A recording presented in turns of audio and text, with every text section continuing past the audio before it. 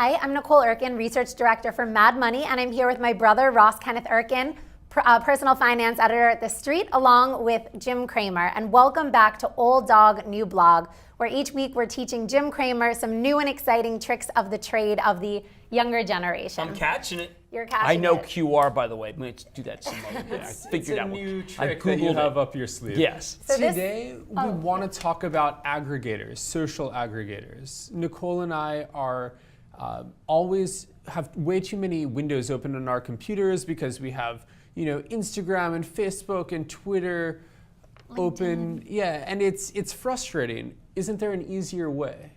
Well, tell me, because I would love to know, since my screen is ridiculous. I don't even know how to get rid of them. But. Yeah, organization is very important when it comes to social media. So one of the most straightforward ones we're going to talk about is Hootsuite. And this one... H-O-O-T? Yes, suite. Okay. It's not a hotel suite, but a Hootsuite. And basically what it does is you can have your Twitter account, your Facebook account, Google Plus account, a LinkedIn account, all vertical next to one another in columns. And what it does is it allows you to look at all of your social media platforms on one screen. People use this? And manage them, yes. And in particular, this one is very much used in the corporate world because, for example, let's say I am at The Street and I manage Jim Cramer's account. You tweet for yourself, but sometimes some other people will post in a link. Yeah, well, I'll say, listen, I don't have time, post this link. Exactly, but I'm also managing my own Twitter account and maybe someone else's. So you can also have Jim's account there, my account, and someone else's. It helps you organize your social media endeavors. Is it on my left hand part of the screen, or is it your whole screen?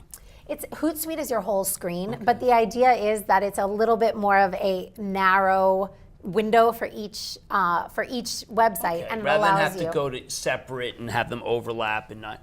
I like exactly. that. A little bit of the history on the company's founding. Ryan Holmes, who's Vancouver-based, dropped out of college, of course, started a pizza and paintball company, then started Invoke Media, which became this. So I think that kind of peripatetic lifestyle mirrors the aggregation quality of this. Right, and once again, Old Dog thought to finish college, another. It's the big mistake. Big mistake to finish college. So that's the more corporate one. Ross was looking at one that's a little bit more spunky, which is RebelMouse. RebelMouse. Think Mighty Mouse gone renegade. And it's started by Paul Berry, who's an intriguing figure. He was the CTO at Huffington Post. And basically, you can think of this as a pin board for your social media. So same idea, you're curating your content. You have your Twitter. I actually have a RebelMouse that, because I was on Nicole's computer, I'm signed up as my Facebook with Nicole's Twitter. So it's a Erkin hybrid RebelMouse. All right, so now these do somewhat the same thing? Yeah. Which is better?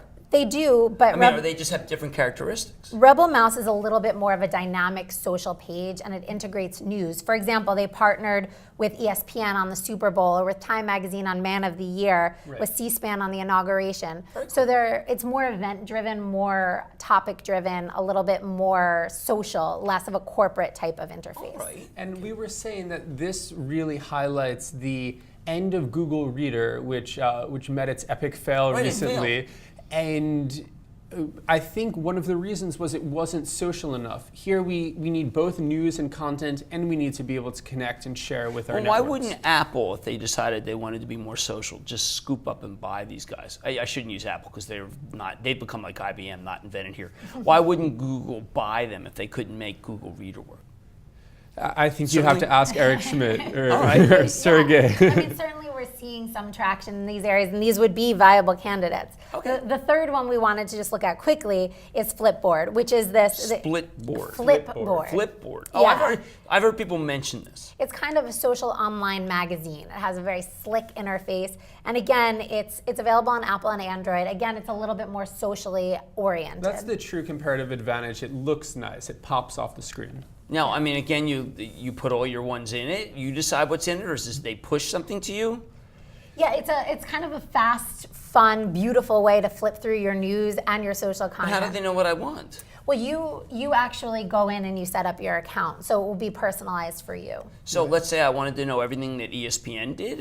that's Yeah. conducive to the Philadelphia Eagles? I mean, is it that granular? Right, and if you wanted to follow, at Main Street STR, you could get that. You could, get the Wall Street Journal, get thestreet.com. You can really personalize your news, and that's, I think, the future. As we see with Facebook graph Instead of search. constantly going to Google News and looking up Philadelphia Eagles, I just Right. put this in.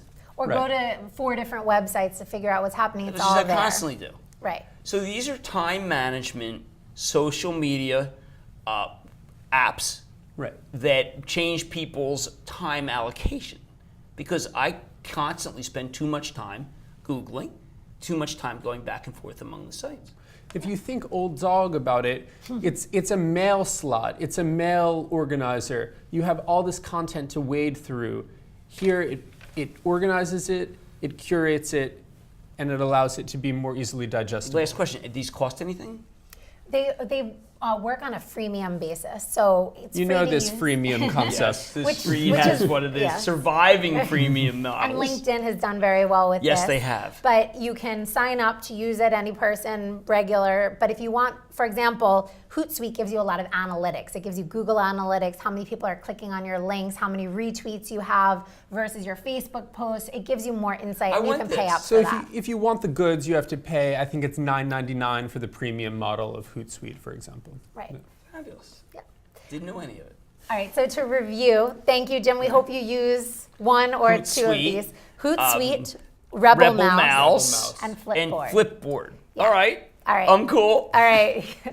Cool's quite a word. Thanks for being with us. This is Old Dog New Blog. I'm Nicole Erkin with Ross Kenneth Erkin and Jim Kramer. Thank you for being with us.